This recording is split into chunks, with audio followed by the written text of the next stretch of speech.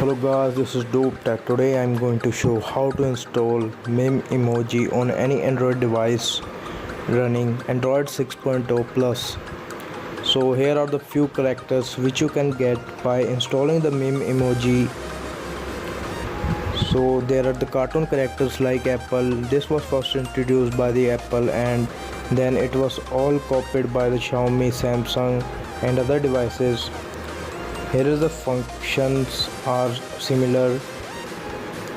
You can see here the face tracking is average, but it is not that great.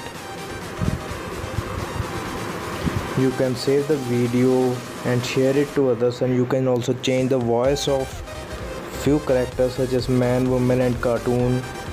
You can save it or share it.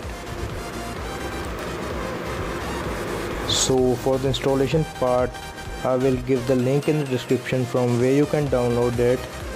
Then go to the My Files. After that, find the location where you have downloaded the file.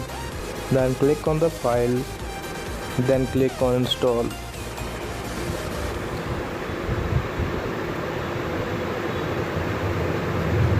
Press Install button. Then wait for few seconds. So this was it guys, thanks for watching. If you liked the video, share this video and click the subscribe button.